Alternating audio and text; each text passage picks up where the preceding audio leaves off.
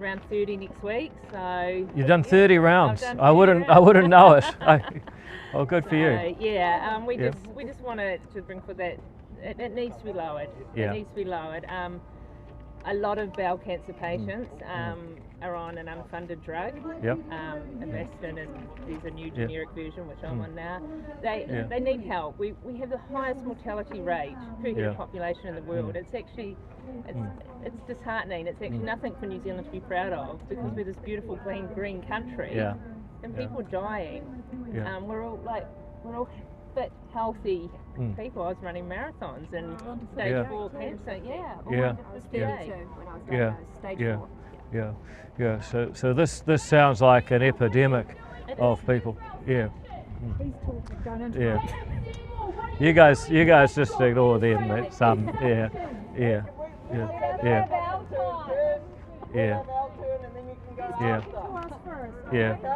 just ignore them, guys. It's all right, you know. So it's all right.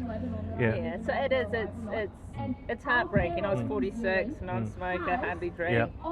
Running 80k a week. Routine bloods picked it up. If I was never offered a screening test, if I was offered a screening test, I would have paid for it. So is it a little bit like breast cancer, where New Zealand beats Australia at screening? Yeah, and that means even with fewer drugs, we're able to get better survival rates. Yes, That's basically the argument. Less surgeries, less chemotherapies, and just more lives saved, and that's essentially what we want. If you find it early, then you can actually save a lot of money. And do you guys, I mean, all this stuff ends up being a bit brutal. It comes down to numbers. Is there an age you've identified where it makes the most sense? So 45 would be. I think we match Australia. Yeah. But we've got to meet in the middle. We know that essentially you can't start it at 20 or 30, but if we look 13 years less than the current age is a jump. It's a huge jump.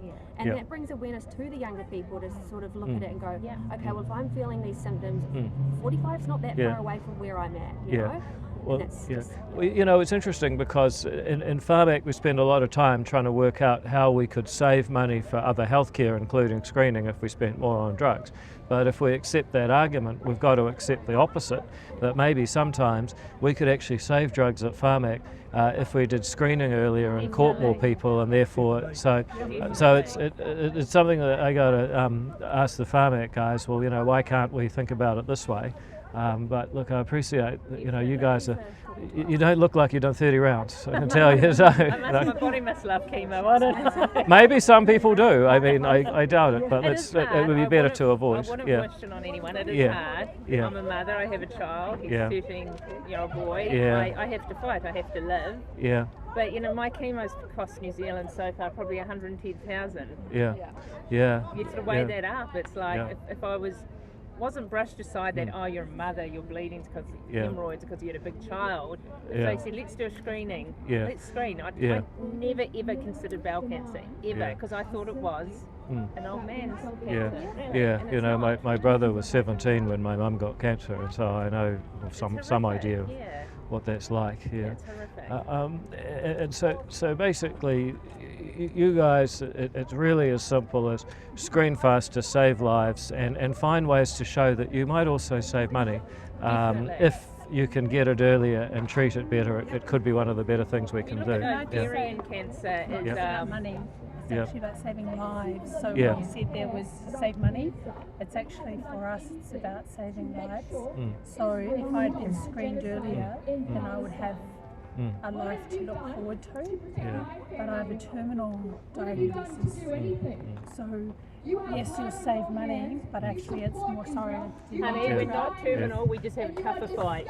That's what I say. So it's about saving lives.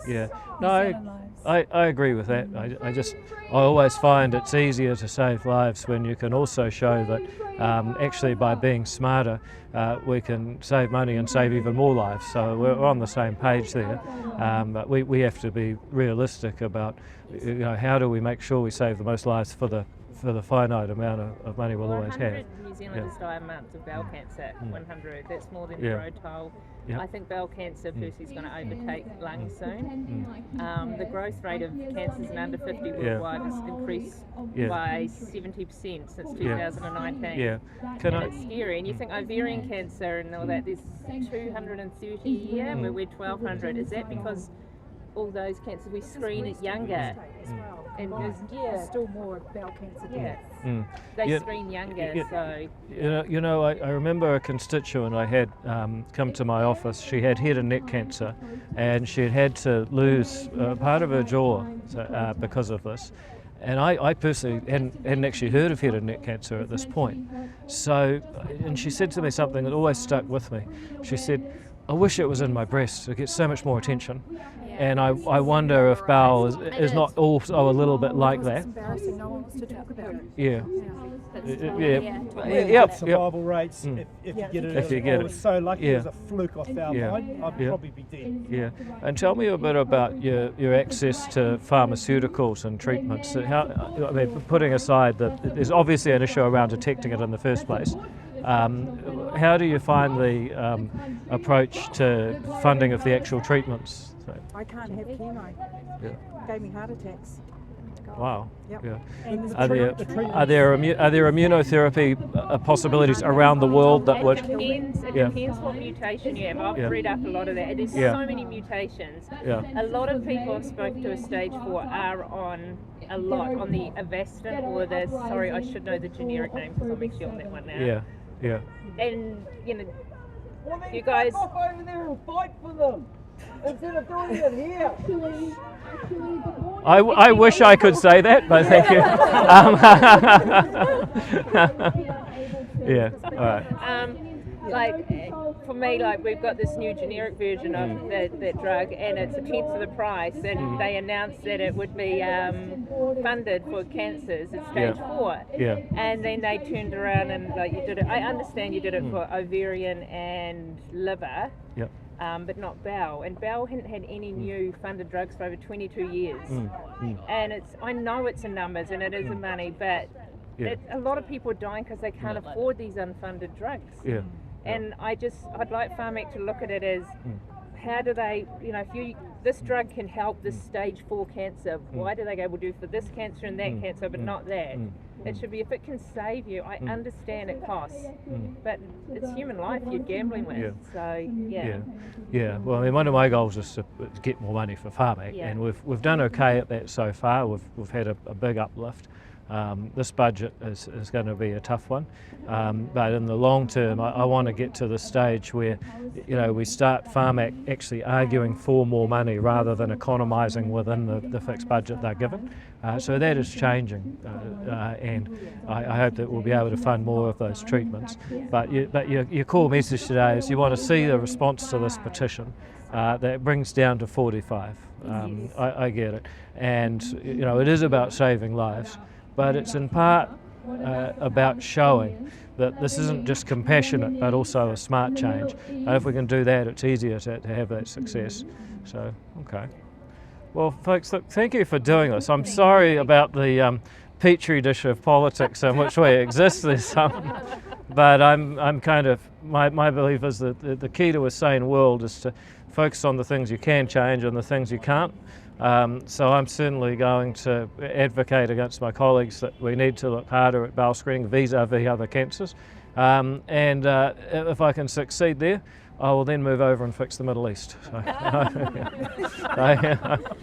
you got one step at a time, and good on. I know there's some real brave people here, and I've been lucky up to 41, but I've had people in my life who have had to take on fights they never thought they had. And I just hope the strength is with you. So, it's very scary. Cancer's growth is scary, and I just think it's 1 in 3 now. What's it going to be like for our children? And we want to stamp that out. We don't know why cancer's growing the way it is. But I'm a handful. Sorry. You may be part Italian. Scottish Irish. The screening program is working for those in that older age bracket. So. we're grateful to see that, but it's not helping those of us under 50. So we know it works. It's just shifting that. We can plateau the whole across the board, then we're doing the right thing.